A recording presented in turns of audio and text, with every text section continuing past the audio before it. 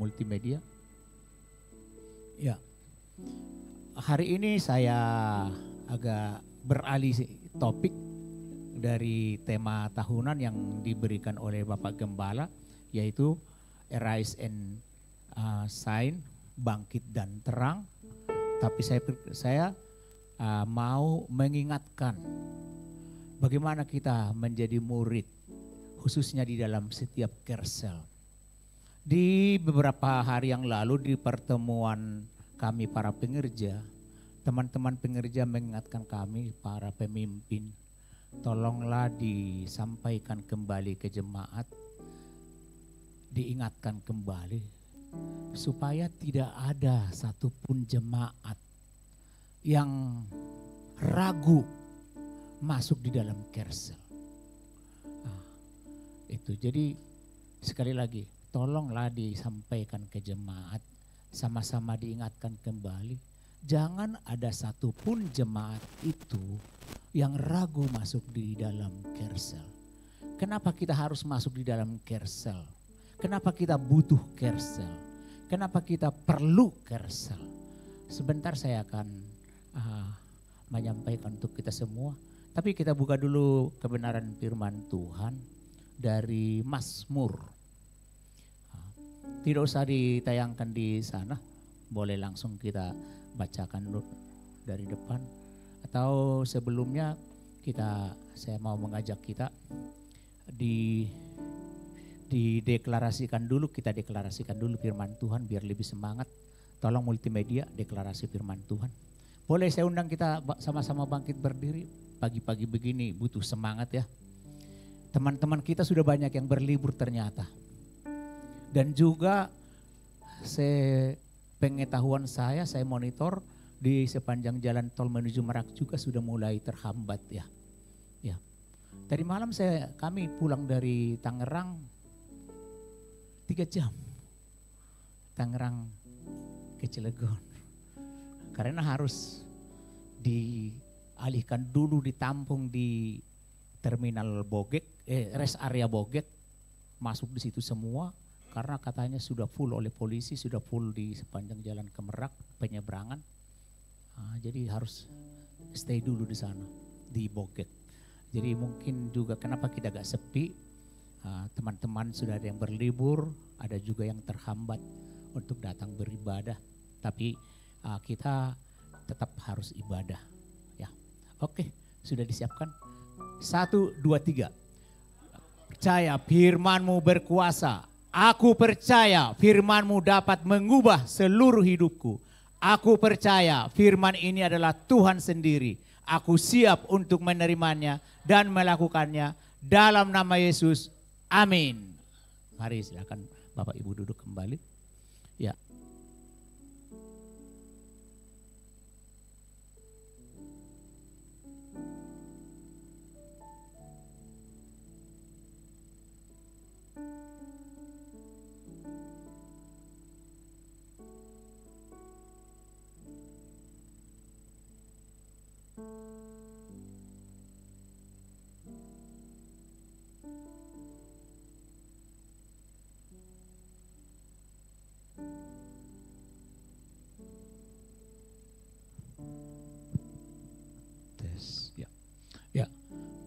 Jadi tadi saya sampaikan sudah mulai terhambat yang datang ke ibadah dan juga beberapa teman sudah berlibur.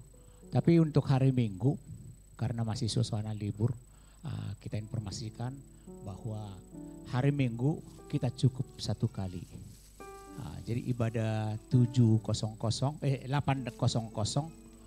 kita gabung semua dengan ibadah yang siang, kita masuk jam 10 ya Bapak Ibu ya, karena banyak yang berlibur. Jadi hari Minggu khusus hari Minggu tanggal 14 ya. Terima kasih Pak. Khusus hari Minggu tanggal 14 kita hanya 1 kali ibadah jam 10.00. Jadi kita satukan dengan ibadah yang siang. Oke Bapak Ibu. Ya. Oke. Yuk kita buka kebenaran firman Tuhan dari Markus 2. Tidak usah ditayangkan, kita baca dari gadget kita masing-masing atau dari Alkitab kita yang ada di gadget atau yang ada di tercetak juga, tidak apa-apa. Markus 2. Sudah? Amin. Masih ada orang di sini? Ayat yang pertama. Dari ayat yang pertama, satu perikop kita baca. Markus 2 ayat yang pertama sampai ayatnya yang ke-12. Amin. Yuk, saya baca dari judulnya dulu, orang lumpuh disembuhkan. Kita akan baca bergantian, saya duluannya Bapak Ibu ya. Kemudian sesudah lewat beberapa hari, waktu Yesus datang lagi ke Kapernaum, tersiarlah kabar bahwa ia ada di rumah. 1, 2, 3.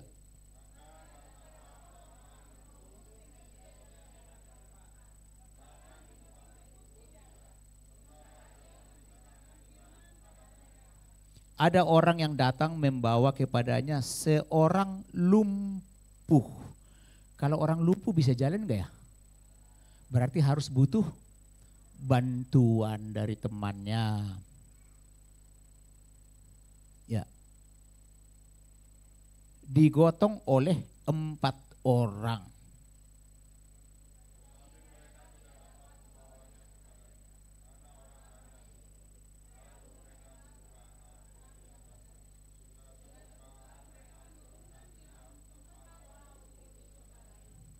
Waktu saya di sekolah minggu, saya nggak bisa bayangkan bagaimana menurunkan paket tilam,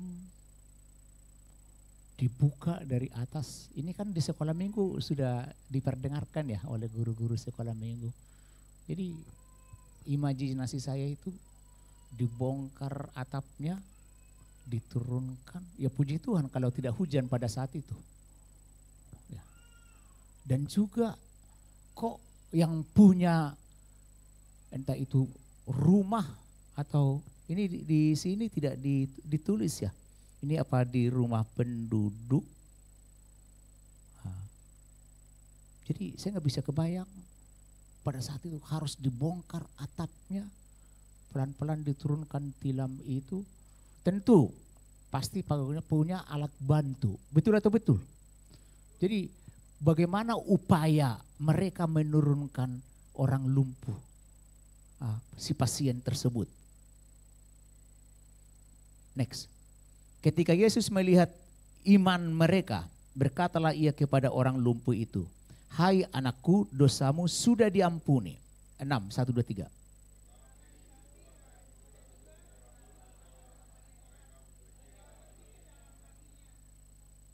Mengapa orang ini berkata begitu? Ia menghujat Allah. Siapa yang dapat mengampuni dosa selain daripada Allah sendiri? 8, 1, 2, 3.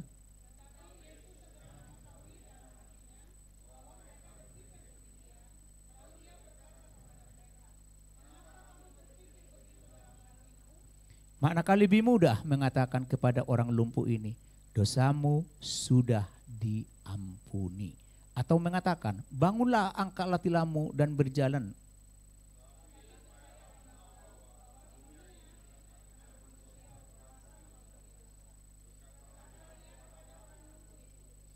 Kepadamu kukatakan, bangunlah, angkatlah tempat tidurmu dan pulanglah ke rumahmu. 1, 2, 3. Dan orang itu pun bangun, segera mengangkat tempat tidurnya dan pergi keluar di hadapan orang-orang itu. Sehingga mereka semua takjub lalu memuliakan Allah. Katanya, yang begini belum pernah kita lihat. Yang percaya sama-sama kita katakan, amin. Ya, seperti yang saya sampaikan, saya tidak mudah mengimajinasikan peristiwa itu. Kalau bisa kita bayangkan, walaupun tidak semua kita sudah pernah melihat tempat kliniknya Ibu Caroline, ya, datang orang lumpuh, datang berobat, tapi masyarakat Pulau Ampel sudah banyak berkumpul di situ, sehingga mereka susah masuk ke dalamnya. sehingga harus naik ke atas. Bisa kita bayangkan enggak ya? Itu sesuatu yang tidak mudah kita imagine ya, tidak kita bayangkan. Harus dibongkar atapnya.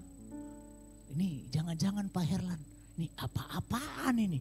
Harus dibongkar atap rumah saya. Itu sesuatu yang tidak mudah. Tapi itulah yang terjadi pada saat itu. Itu yang terjadi pada saat itu. Kenapa harus terjadi? Nah ini uraiannya seperti ini Bapak Ibu. Nah, pada saat Yesus dibawa ke Kapernaum, dibawalah kepadanya orang lumpuh. Itu tadi sudah kita ini ya. Maaf Bapak Ibu, saya tidak siapkan outline. Tapi ini nanti akan saya bagikan untuk kita semua. Dari lewat pengerja, lewat nomor-nomor WhatsApp yang ada di saya akan saya bagi materi ini. Karena saya mau file ini menjadi dokumentasi kita masing-masing supaya bisa dibaca masing-masing. Ya nanti akan saya bagikan. Nah, jadi orang lumpuh perlu pertolongan orang lain. Pasien tadi yang dibawa ke tempatnya Ibu Caroline tidak bisa jalan sendiri karena sakit. Harus ada yang membawa. Paling tidak saudaranya, paling tidak anggota keluarganya. Tidak mungkin datang sendiri. Betul atau betul? Mana bisa orang sakit seperti itu, orang lumpuh seperti itu jalan. Siapapun itu pasien itu. Jadi butuh orang lain. Butuh bantuan orang lain. Supaya bisa bertemu dengan Yesus untuk menerima kesembuhan. Tapi seandainya orang tadi itu tidak ada hubungan apa-apa membawa orang sakit itu, kira-kira mudah atau sulit? Saya percaya kenapa empat orang itu bersedia membawa si orang sakit itu, pasti ada hubungan. Kalau bukan saudaranya atau tetangganya atau temannya. Nggak mungkin tiba-tiba terkumpul 4 orang, yuk kita angkat yuk. Kalau misalnya ada orang kecelakaan di jalan, itu oke, hati nurani kita untuk membantu, yuk kita antar ke rumah sakit. Tapi ini orang lumpuh ini berarti bukan suddenly, bukan tiba-tiba dia lumpuh. Berarti sudah sekian waktu, sekian lama dia lumpuh. Tapi karena mereka tahu ada Yesus di kota itu, dibawa, tergerak hati mereka untuk membawa. Entah itu saudaranya yang 4 orang itu, entah itu tetangganya. Betul atau betul? Nah, jadi di sini kita punya pemahaman seperti yang diajarkan oleh Bapak Gembala Pembina kita, Pak Wiryo. Siapa yang bisa menolong kita pada saat kita ada kesulitan seperti itu? Tentu yang paling dekat adalah kalau di lingkungan gereja, anggota Kersel. Anggota Kersel kita yang pertama.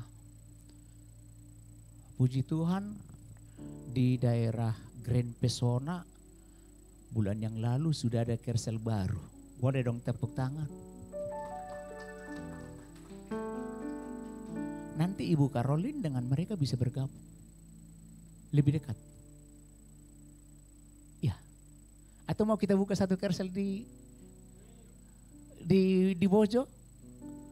Siap. Boleh dong tepuk tangan. Siapa anggotanya? Saya percaya Tuhan kirimkan. Saya percaya Tuhan kirimkan. Intinya adalah Kersel itu menjadi suatu komunitas untuk kita boleh saling tolong menolong. Saya orang Batak. Gampang Pak sabar. Kan ada parsahu tahun. Saya percaya betul ada parsahu tahun. Parsahu tahun itu artinya kumpulan satu lingkungan khusus keluarga orang Batak. Itu di setiap wilayah ada. Tapi ada hal-hal tertentu yang belum tentu bisa disupport oleh parsahu tahun. Belum tentu. Tapi saya percaya kalau dengan Kersel lebih mudah. Saya bukan mengatakan tidak mungkin dengan lewat parsahu tahun, bukan. Tapi akan lebih mudah. Itu kalau case orang Batak. Tapi case secara umum, saya percaya melalui Kersel kita lebih mudah. Ya, lebih mudah kita untuk saling menolong. Pada saat ada yang sakit, tolong diantar ke rumah sakit. Tolong minta bantuan. Lebih mudah kita kalau ada di dalam komunitas Kersel.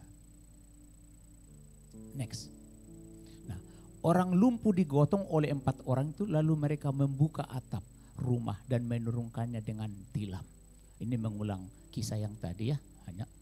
Nah, tapi kenapa Yesus bersedia langsung bertindak untuk menyembuhkan yang lumpuh tadi? Karena dia melihat iman, baik iman dari 4 temannya yang di Kersel itu. Kalau temannya itu tidak punya iman untuk minta kesembuhan dari Tuhan Yesus, saya percaya mereka juga nggak mau. Ngapain mengerjakan sesuatu pekerjaan yang sia-sia? Tapi karena mereka memiliki iman bahwa Yesus sanggup untuk menolong.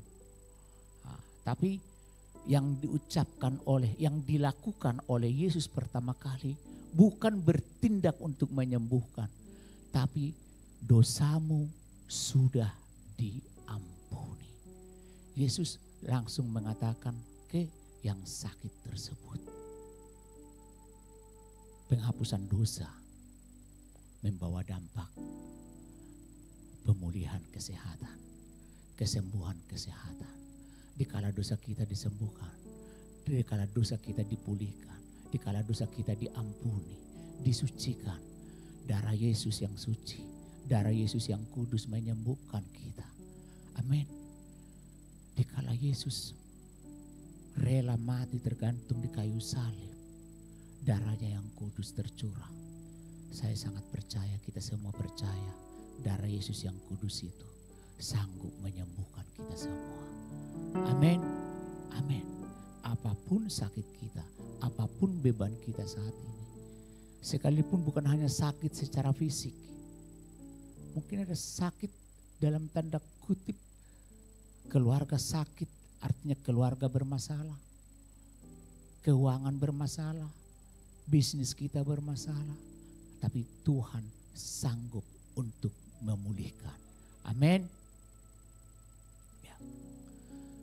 Tadi ada di waktu kita baca, mana yang lebih mudah mengatakan dosamu diampuni atau bangkit berjalanlah. Ini dosamu sudah diampuni.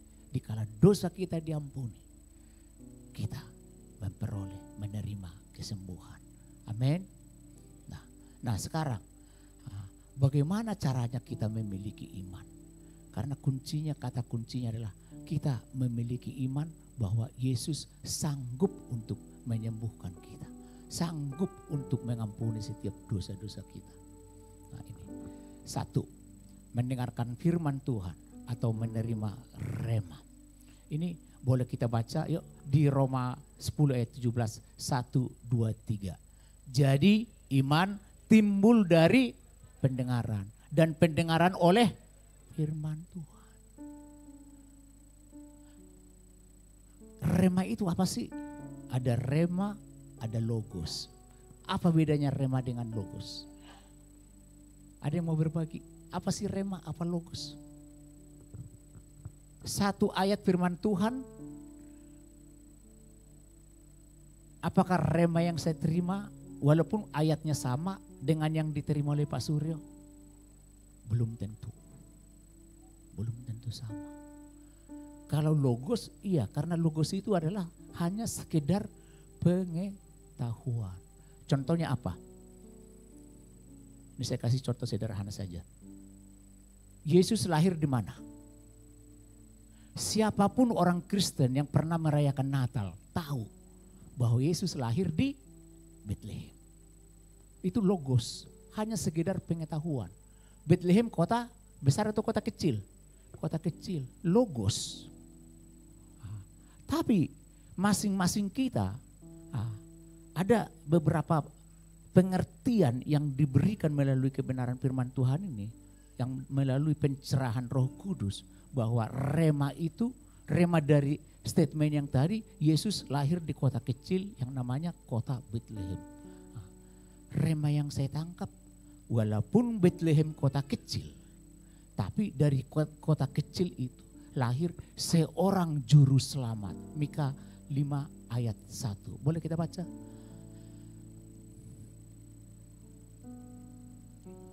Mika 5 ayat 1.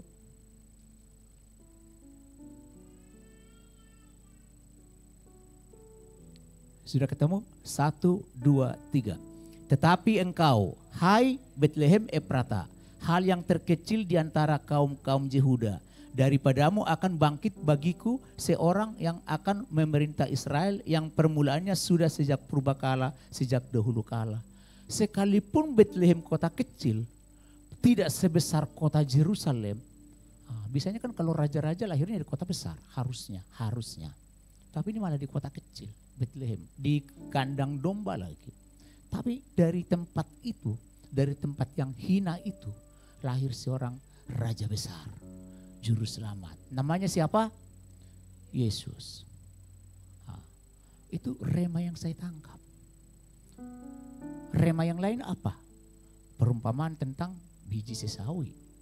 Biji sesawi kecil. Tapi dari biji yang kecil itu bisa menjadi pohon yang besar. Artinya apa? Punya potensi yang besar. Sekalipun kita kelihatannya kecil kemampuan kita, kecil kapasitas kita. Tapi kita memiliki kapasitas yang besar jika Tuhan berkenan mengupgrade kita dan mau kita di-upgrade oleh Tuhan. Kita memiliki kapasitas yang besar dan bisa memiliki kemampuan yang besar. Amin. Sehingga kita tidak perlu berkecil hati. Walaupun saya orang kecil, tapi saya punya kapasitas yang besar. Amin. Halo, masih ada orang di tempat ini? Ya. Ini boleh saya cerita sedikit ya. Saya lahir di kampung kecil. Di Lobohole. Mobil tidak bisa masuk. Karena ya hanya jalan setapak. Jadi tidak ada sedikit pun di pikiran kita bahwa suatu saat ada kita bisa merantau ke kota besar seperti ini. Sedikit pun waktu kita kecil. Saya masih ingat waktu masa anak-anak kalau lewat pesawat di atas kita itu pesawat terbang. Tidak ada sedikit pun bayangan kita bahwa suatu saat kita bisa naik pesawat terbang. Sedikit pun. Karena memang ya kampung itu ya sangat terpelosok. Ada sedikit pun. Tapi Tuhan itu baik. Yang kita diperdengarkan waktu kita sekolah dasar itu, tinggikanlah cita-citamu setinggi bintang di langit. Tingginya seperti apa ya? Tapi sedikit pun tidak ada bayangan kita bahwa kita suatu saat akan keluar dari kampung itu, kita bisa merantau ke kota besar seperti yang ada sekarang. Sedikit pun. Jadi satu hal yang boleh saya tanamkan, dan ini juga saya sampaikan ke anak-anak saya di rumah, jangan pernah putus pengharapan. Di dalam Tuhan selalu ada harapan. Amin. Di dalam Tuhan selalu ada harapan. Gereja di tempat ini saat ini masih kelihatan tergolong kecil. Tapi dalam gereja ini saya percaya gereja ini punya potensi yang besar. Amin. Lewat anak-anak kita nanti, anak-anak kita bertumbuh, gereja ini di generasi berikutnya Tuhan buat lagi akan makin besar, makin besar, makin besar, makin besar, makin besar. Amin. Saya percaya itu, saya percaya. Lanjut. Jadi telah tersiar kabar bahwa Yesus menyembuhkan banyak orang sakit di Kapernaum. Jadi lewat apa? Lewat pendengaran. Pendengaran akan firman Tuhan. Nomor 2, percaya. Tadi firman, sekarang percaya. Ada firman, kalau kita tidak percaya dengan isi firman, gak ada guna. Bahasa kerennya meaningless, gak ada arti. Harus percaya. Tuhan sanggup menolong. Apapun sakit saya saat ini, Tuhan sanggup menolong saya. Percaya. Roma 10 ayat 8. Kita baca yuk 1, 2, 3. Tetapi apakah katanya? Ini firman itu dekat kepadamu, yakni di dalam mulutmu dan di dalam hatimu. Itulah firman iman yang kami beritakan. Percaya. Percaya dengan isi firman ini. Itu kan hanya tulisan. Tidak. Kita percaya bahwa firman ini adalah yang diilhamkan melalui Roh Kudus. Tuhan yang berfirman. Karena firman itu adalah Allah sendiri. Banyak orang percaya dan mereka datang ke Kapernaum sehingga tidak ada tempat lagi. Kenapa tadi banyak berkerumun? Kenapa tadi banyak berkerumun di sekitar kliniknya Ibu Caroline seperti yang saya sampaikan itu? Karena percaya bahwa berobat datang ke klinik itu akan membawa kesembuhan. Kalau tidak percaya bahwa Ibu Caroline sanggup untuk mengobati, datang nggak orang-orang itu, Bu? Tidak. Jangan-jangan nanti salah obat. Bukan. Mereka percaya. Masyarakat di Pulau Ampel percaya Ibu Caroline sanggup untuk memberikan obat yang sesuai dengan yang dibutuhkan. Sesuai dengan sakit mereka. Sehingga mereka datang ke kliniknya Ibu. Jadi percaya. Berkata-kata sesuai apa yang dipercaya. Kita berkatakan. Gereja ini nanti akan menjadi gereja yang besar. Besar dampaknya. Kita perkatakan. Setiap visi di gereja ini kita sampaikan. Bangsa-bangsa akan datang. Raja-raja akan datang. Anak-anak rohani akan datang. Kekayaan bangsa-bangsa datang berduyun-duyun. Masuk ke gereja. Amin. Ada hal-hal yang belum pernah terpikirkan kita sebelumnya. Tapi Tuhan sediakan. Tuhan adakan. Sekarang karena seperti saya bilang tadi menjelang Lebaran, tapi setiap minggu selalu ada kru dari maskapai pelayaran ada di dalam gerejanya. Barangkali hari ini ada, kemungkinan tidak ada karena mereka sudah pada off. Ya, itu. Pernah nggak kita siarkan? Oh kalau ke gereja datangnya di WTC. Di mana WTC? GB WTC di mana? Di Grand Krakatau. Nih, nggak pernah. Nggak pernah itu kita publish atau kita siarkan. Nggak ada. Tapi Tuhan bawa mereka setiap minggu datang ke tempat ini. Paling tidak 5 orang, kadang 10 orang setiap minggu. Dan itu menjadi pelajaran yang berharga buat saya, buat kami sekeluarga. Setiap ada liburan misalnya kami ada di luar kota atau dimanapun. Jika hari Minggu seperti sekarang ini, malu kalau sampai kita tidak cari gereja. Malu. Dimanapun kami berada pada saat hari Minggu, hari Sabtunya itu kita sudah mulai searching di mana besok kita beribadah, mana yang lebih dekat dengan tempat kita tinggal.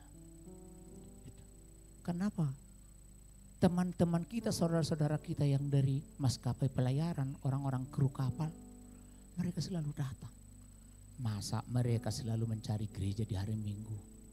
Tapi saya sendiri sebagai hamba Tuhan tidak punya keinginan untuk mumpung ini lagi libur ini Tuhan. Saya cari ini dulu, sayang waktunya. Saya cari yang kesenangan dulu. Oh no. Gereja, di mana ada gereja paling dekat? Itu selalu kita cari. Karena aku percaya, maka aku berkata-kata. Seperti tertulis di 2 Korintus 4 ayat 13. Yuk kita baca sama-sama. Namun karena kami memiliki roh iman yang sama, seperti ada tertulis. Aku percaya, sebab itu aku berkata-kata. Maka kami juga percaya dan sebab itu kami juga berkata-kata. Yang kita percaya itu kita perkatakan. Nanti kita punya layar yang besar ya, Tuhan berikan. Supaya nanti lebih bagus lagi ruangan ini, nanti akan kita pasang lampu, pasang kamera. Tuhan sediakan. Kemarin ada lagi. Kemarin tadi saya sudah sampaikan ke teman-teman para pendoa. Nah, Pak, itu lampunya masih kurang terang menyorot beliau-beliau yang sedang main musik. Beberapa masukan sudah masuk ke kami. Tapi kemarin tiba-tiba, istilahnya Pak Wiryo nih, tiba-tiba ada pengerja dari pusat. Pak Sabar, tolong ditambah lagi lampunya. Saya sudah transfer sekian.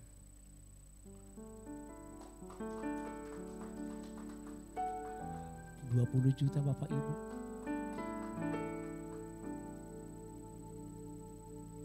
Apakah Pak Yuda penanggung jawab keuangan pernah membuat suatu proposal kebutuhan dana?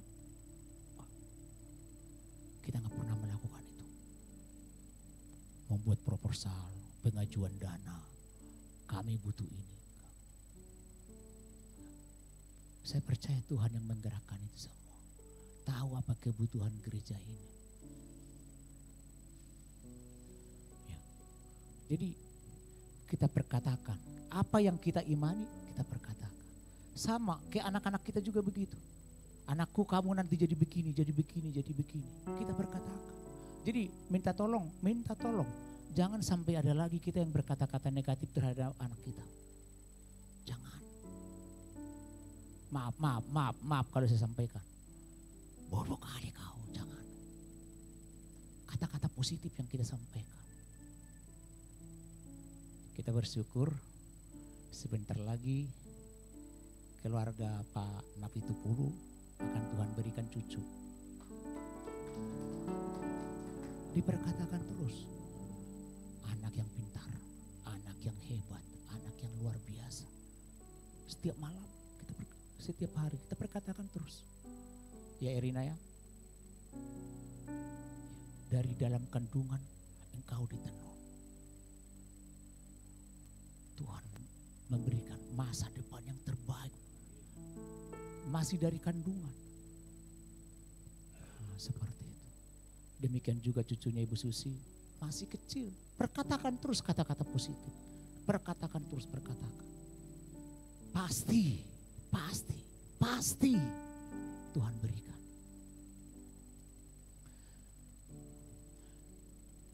Keempat temannya percaya. Karena mereka percaya. Dan berkata-kata. Nggak mungkin diam-diam berempat orang itu tiba-tiba digotong. Pasti berkata-kata. Yuk di tempat sana Yesus ada. Mari kita bawa. Pasti berkata-kata. Dan mereka bersepakat membawa teman yang lumpuh itu. Nah, bertindak. Ya tentu tidak bisa hanya omdo. Ada tindakan. Sesuai yang dikatakan. Ibu Caroline punya keterbatasan kalau satu-satu mengunjungi pasien ke rumah-rumah. Pasien bertindak. Mereka percaya saya nanti akan diobati oleh Ibu Caroline. Saya nanti akan sembuh setelah disuntik oleh Ibu Caroline. Mereka bertindak. Sampai tadi yang sulit saya bayangkan itu sampai atap dibongkar. Tidak mudah. Yuk kita baca yuk Yakobus 2 ayat 26, 1, 2, 3. Sebab seperti tubuh tanpa roh adalah mati, demikian jugalah iman tanpa perbuatan-perbuatan adalah mati. Jadi gak bisa hanya omdo. Membuka atap, ini yang menjadi tanda bahwa bahwa mereka sangat beriman bahwa Yesus sanggup menyembuhkan orang lumpuh itu. Sekali lagi, tidak mudah melakukan itu. Melakukan tindakan iman tidak mudah. Tapi kata kuncinya mau atau tidak. Bukan mudah atau tidak, bukan itu. Kata Yesus, melihat iman mereka, ia berkata, "Hai anakku, dosamu sudah diampuni." Tindakan itu yang diresponi oleh Tuhan Yesus, dosa sabar, dosa kita semua sudah diampuni. Nah sekarang masuk ke step berikutnya, waktunya sudah jalan terus. Bagaimana cara untuk membangun iman dengan cepat? Yang baru prolognya, dimuridkan. Itu, dimuridkan.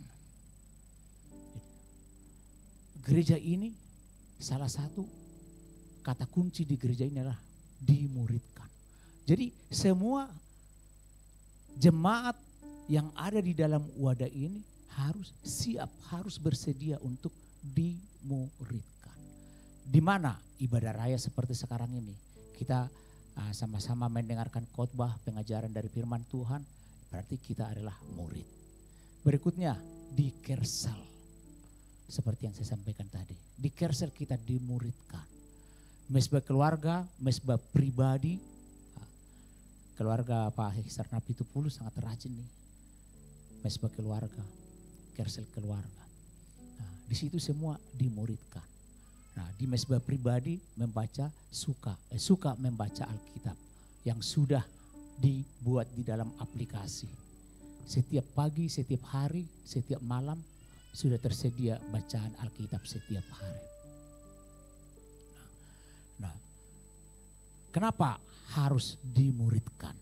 Itu. Yuk kita baca dulu dari Matius 28 ayat 19 sampai 20. Ini amanat agung yang saya percaya ini ayat yang sudah tidak asing lagi untuk kita semua.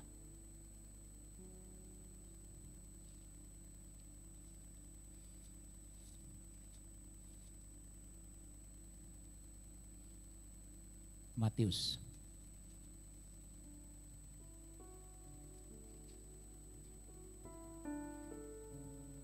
Sudah ketemu Bapak Ibu? Yuk kita baca sama-sama mulai dari ayat yang ke-19, 1, 2, 3.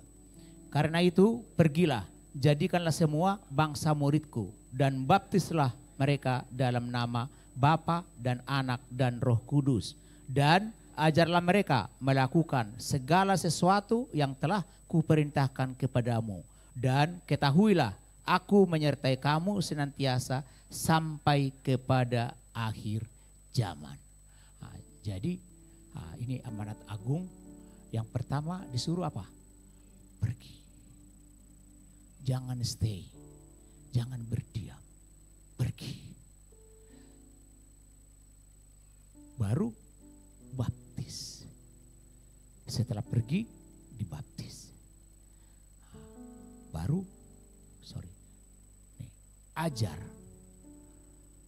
Pak Suryo, Ibu Hera, Pak Miming, Ibu Emil, ini yang sangat rajin ini.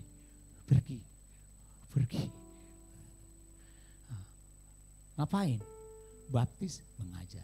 Kalau baptis, ya tugasnya Pak Yuda, tugasnya saya, Bu Emil, mengajar. Harus pergi. Supaya apa? Supaya ada nanti jadi murid.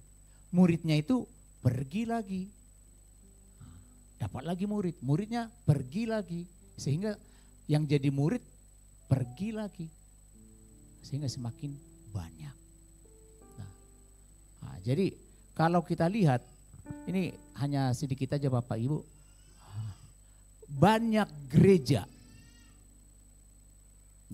Banyak gereja yang hanya sebatas di sini. Ke atas. Pergi, baptis, pergi, baptis, pergi, baptis. Tapi ini lupa.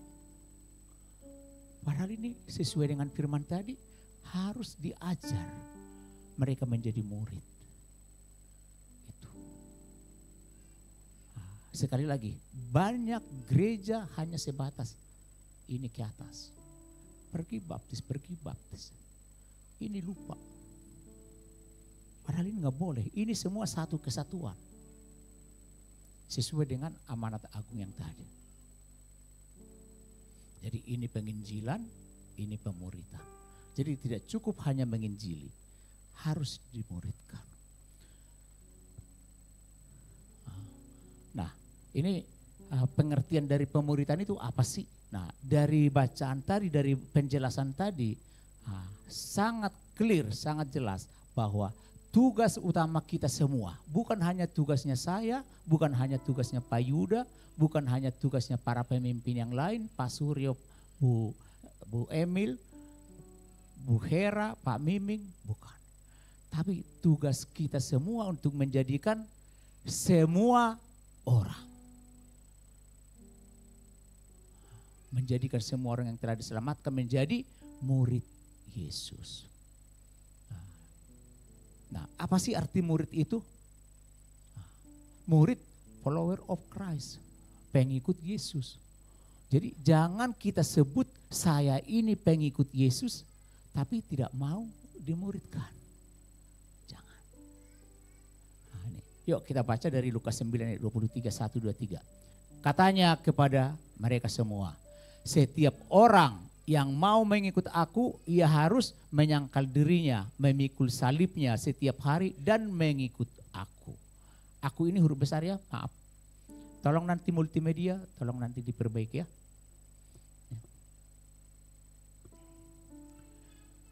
Maksudnya mengikuti Yesus. Berikutnya, disciple. Apa sih arti disciple? Jadi artinya orang yang menjadi murid memiliki sifat yang disiplin. Disciple, disiplin. Orang yang melatih tubuhnya agar dapat hidup selaras dengan kebenaran firman Tuhan. Seperti yang tertulis di 1 Korintus 9 ayat 27, 1-2-3. Tetapi aku melatih tubuhku dan menguasainya seluruhnya, supaya sesudah memberitakan Injil kepada orang lain, jangan aku sendiri ditolak. Artinya jangan cuma ngajar doang.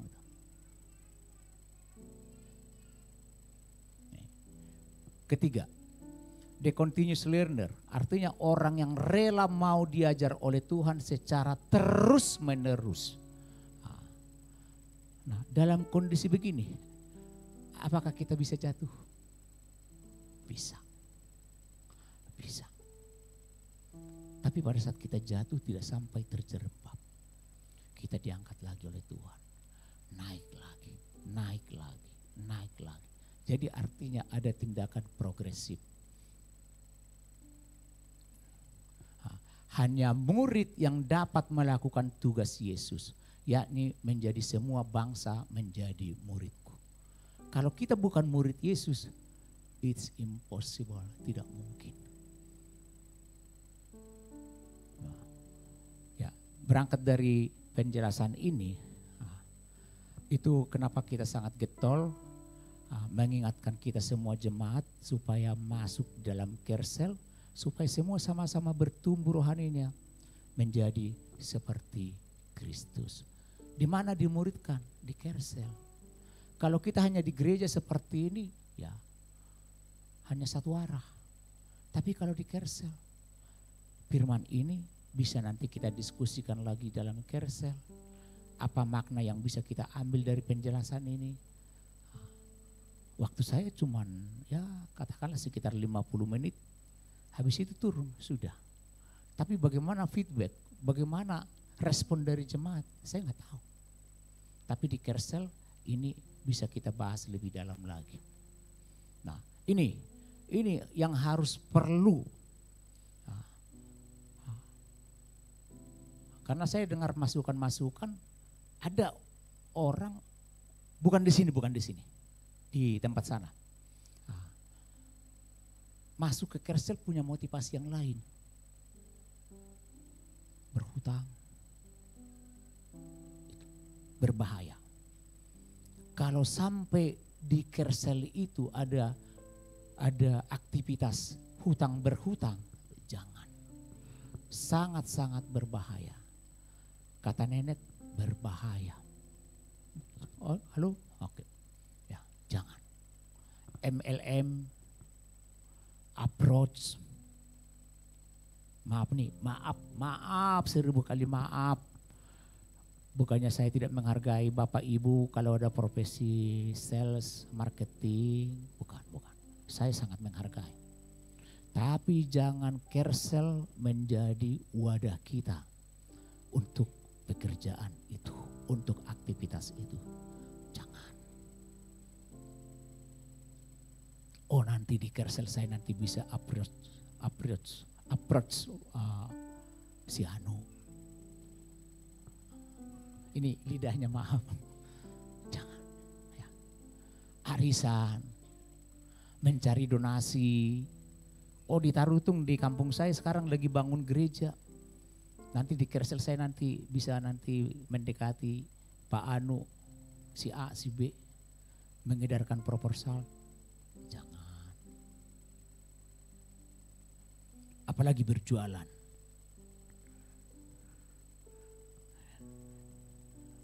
Ya sekali lagi maaf Bapak Ibu ya, maaf kita-kita yang berprofesi sales, bukan. Tapi yang mau saya sampaikan, jangan itu yang menjadi motivasi kita masuk dalam Kersel. Kredit panci. Apalagi? Spray. Jangan. Kira-kira apa lagi nih yang nggak boleh di Kersel? Gosip. Jangan. Nanti nggak ada berkatnya hilang. Jika memiliki motivasi lain akan merusak keluarga rohani lain. Itu. Kasihan yang lain. Kasihan juga untuk kita. Kasihan juga teman-teman yang lain. Jangan. Jadi kalau sudah selesai 2 berkat ya pulang. Boleh. Apalagi kalau ada B2 RW. Saya boleh diundang, mau B1 mau B2 saya siap diundang.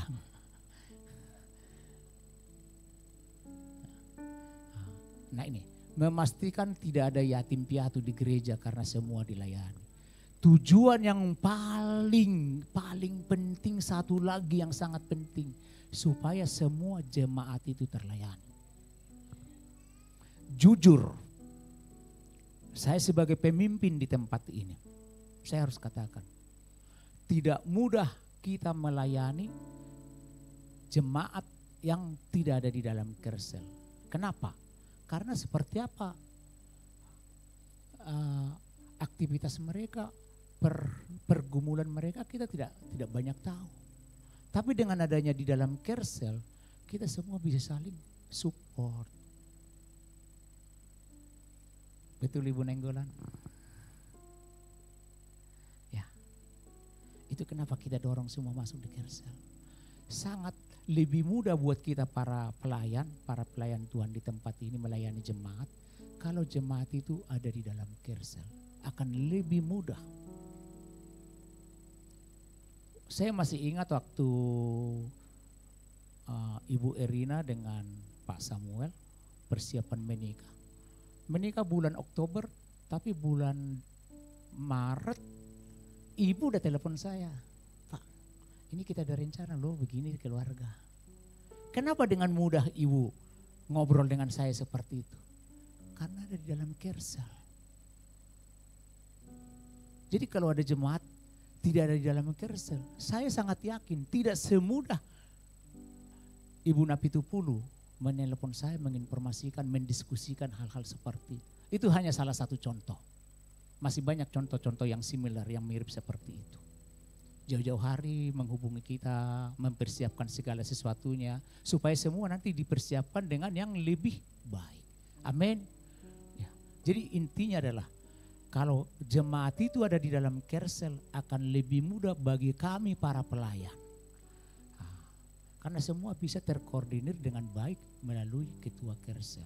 Jadi jangan ada yang ragu, jangan ada yang khawatir, masuk di dalam Kersel.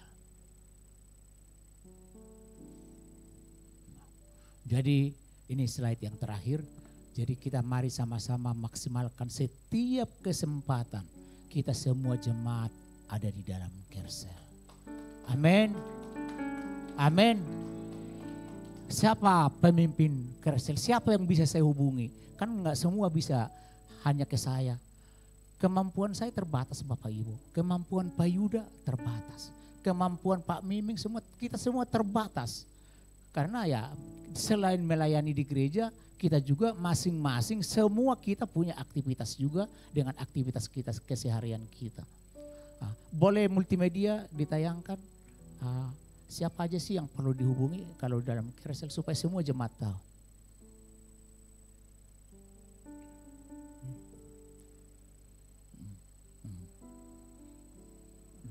Oh terlalu cepat ya. Nanti kita bagi ya, nanti kita bagi. Tuh.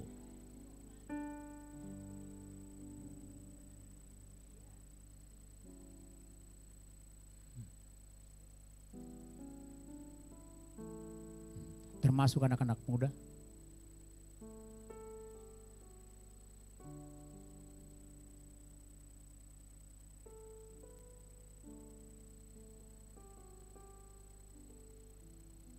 Oke. Ya. Jadi Bapak Ibu, seperti yang saya sampaikan itu, akan lebih mudah buat kami para pelayan melayani jemaat jika ada dalam Kersel. Dan satu hal yang sangat penting lagi, semua kegiatan gereja dalam pelayanan itu konsentrasinya melalui Kersel. Kalau tiba-tiba menelepon ke saya atau ke Pak Yuda, pertanyaan pertama, Bapak Ibu berkersel di mana? Itu pasti kata-kata itu keluar. Akan dilayani? Dilayani. Tapi kemudahan kami, kesigapan kami di dalam melayani itu akan jauh lebih sigap, lebih efektif, lebih baik pelayanan itu jika kita di dalam Kersel. Kenapa? Karena tidak mungkin hanya saya sendirian yang melayani. Pasti ditopang oleh teman-teman pelayan yang lain. Tidak mungkin hanya Pak Yuda datang ucuk-ucuk melayani ke tempat jemaat itu. Pasti dia akan didukung oleh anggota pelayan yang lain, anggota Kersel yang lain. Jadi secara logika berpikirnya akan kalau kita semua ada di dalam Kersel itu, kita sama-sama melakukan pelayanan itu. Apalagi ada pengajuan yang lain, maaf. Saya ada butuh sokongan, anak saya ada bermasalah di sekolah, butuh pelajaran agama Kristen. Tetap Pak Yuda sebagai penanggung jawab Kersel bertanya, Bapak Ibu, anak Ibu berkersel di mana? Pasti itu pertanyaan pertama. Karena Kersel adalah sebagai pembuka dalam hal berkomunikasi kita dengan jemaat. Seperti itu. Demikian juga kalau ya saya sangat percaya nanti akan tambahkan juga para pelayan-pelayan Tuhan di tempat ini. Tetap dalam mengajukan sebagai pelayan tetap selalu ditanyakan anggota Kersel di mana. Karena yang pengajuan itu nanti semua melalui ketua Kersel. Nama-nama ketuanya sudah ada tadi dicantumkan. Amin. Jadi semua pelayanan itu, semua sentralnya itu melalui Kersel. Amin.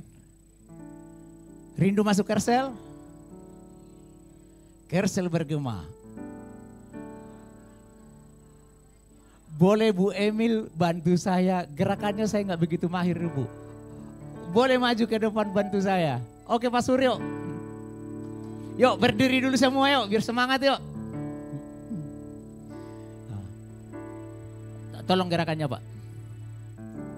Kersel bergema.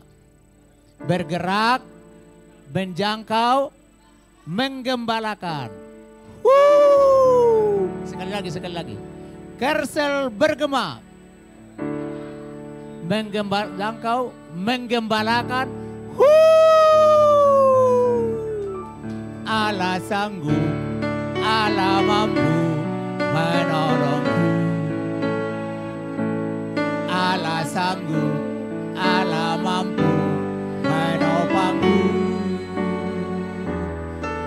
kebesaran, kedahsyatannya sungguh nyata. Di hidupku mujizat selalu ada. Allah sanggup, Allah sanggup, Allah mampu menolongku. Allah sanggup. Boleh kita bangkit semua berdiri. Menopangku. Kebesaran, kedahsyatannya sungguh nyata. Di hidupku mujizat selalu ada. Allah sanggup, Allah sanggup, Allah mampu menolongku. Allah sanggup, Allah mampu menopangku. Kebesaran, kedahsyatannya sungguh nyata. Di hidupku mujizat selalu ada. Di hidupku mujizat selalu ada. Di hidupku mujizat selalu ada. Terima kasih Tuhan yang baik. Firman-Mu sudah selesai kami bagikan ya Bapa, kami perdengarkan. Dan kami percaya firman ini bukan hanya selewat saja kami dengar. Tapi kami menjadi boleh pelaku firman Tuhan. Kami mau menjadi murid sejatinya Tuhan. Kami mau bertumbuh melalui kersel-kersel yang sudah terbentuk dan akan terbentuk. Dan kami percaya para pemimpin kersel semua diurapi oleh Tuhan. Mereka semua boleh menggembalakan dengan baik. Dan juga jemaat Tuhan semua boleh diberkati melalui kersel-kersel yang sudah ada saat ini. Dan akan masih bertambah-tambah lagi ke depannya Bapa. Tambah-tambahkan jemaat-Mu masuk di dalam kersel. Supaya kami semua boleh sama-sama diperlengkapi, diajar, dimuridkan oleh Tuhan. Dan kami semua bersama-sama bertumbuh di dalam Tuhan. Terima kasih Bapa, terima kasih Yesus yang baik. Sebentar kami akan masuk di dalam perjamuan kudus. Biar Tuhan yang mengurapi, menguduskan kami semua. Di dalam nama Tuhan Yesus. Terpujilah Engkau Bapa yang baik. Di dalam nama Yesus kami berdoa dan bersyukur. Haleluya, sama-sama kita katakan. Amin. Betapa besar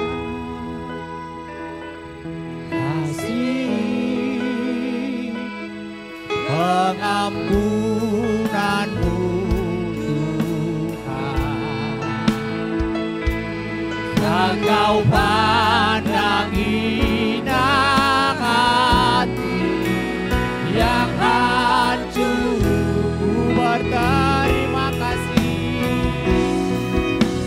Ku berterima kasih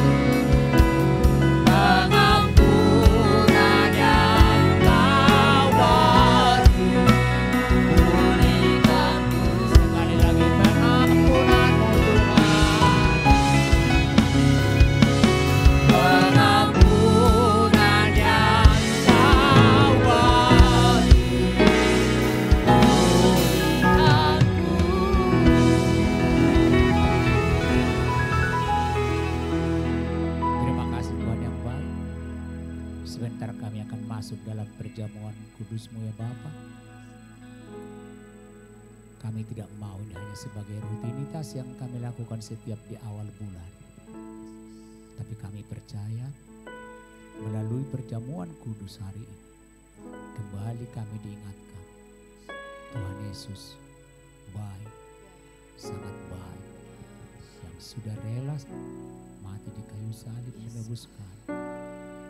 Darahmu yang kudus, tubuhmu yang kudus, bilur-bilurmu memulihkan, menyembuhkan kami semua. Kami percaya di dalam nama Tuhan Yesus. Kuduskan kami Tuhan, ampuni setiap dosa kesalahan kami. Ampuni kami Tuhan atas setiap keterbatasan kami.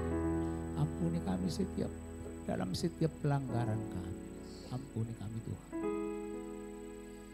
Supaya perjamuan kudus ini menjadi berkat untuk kami semua. Kami bukan orang yang sempurna. Kami jauh dari sempurna. Kami orang-orang yang berlumuran dosa.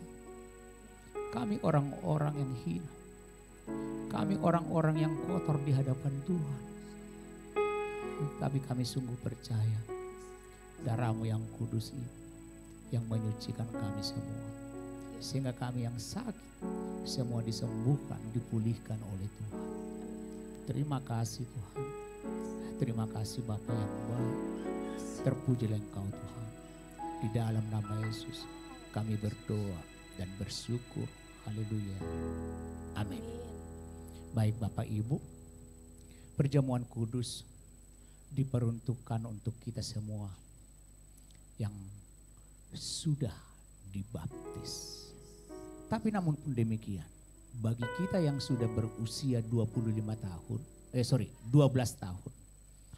Bagi kita yang sudah berusia 12 tahun ke atas dan percaya bahwa Yesus adalah satu-satunya juru selamat.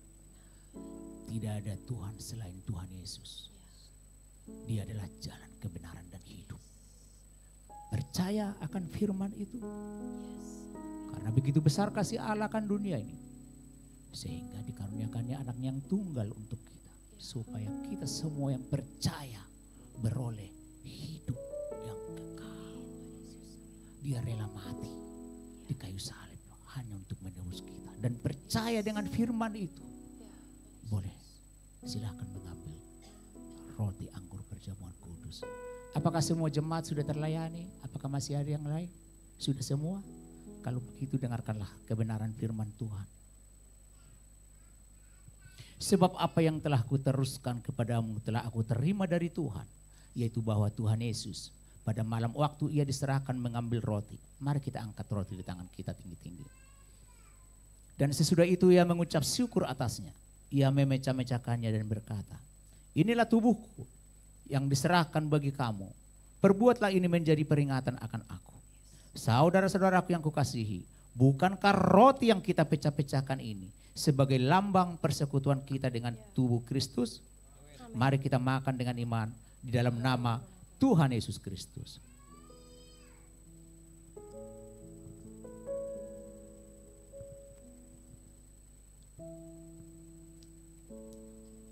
Terima kasih Tuhan, terima kasih.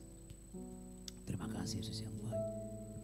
Sekarang mari angkat cawan kita tinggi-tinggi di atas kepala kita. Angkatlah cawanmu dan dengarkanlah firman Tuhan berkata. Demikian juga yang mengambil cawan sesudah makan. Lalu berkata, cawan ini adalah perjanjian baru yang dimeteraikan oleh darahku. Perbuatlah ini setiap kali kamu meminumnya. Menjadi peringatan akan aku. Saudara-saudaraku yang kukasihi, bukankah cawan yang kita angkat ini yang di dalamnya anggur pengucapan syukur. Yang kita ucapkan syukur sebagai lambang persekutuan kita dengan darah Kristus. Mari kita minum dengan iman di dalam nama Tuhan Yesus Kristus.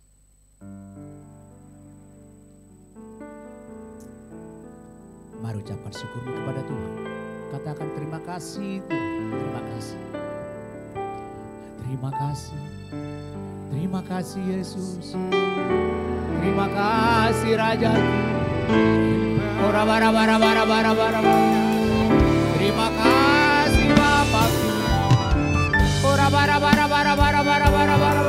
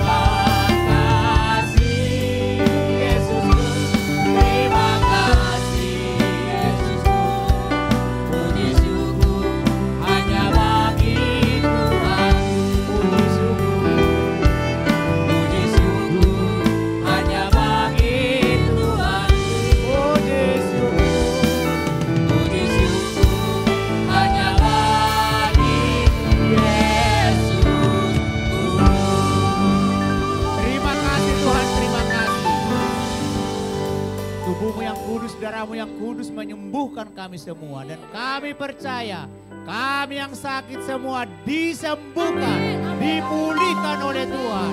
Kami percaya di dalam nama Tuhan Yesus. Terima kasih Tuhan, terima kasih Bapa yang baik, terpujilah Engkau Bapa yang baik. Di dalam nama Yesus kami berdoa dan bersyukur, sama-sama kita katakan amin. Mari silakan Bapak Ibu duduk.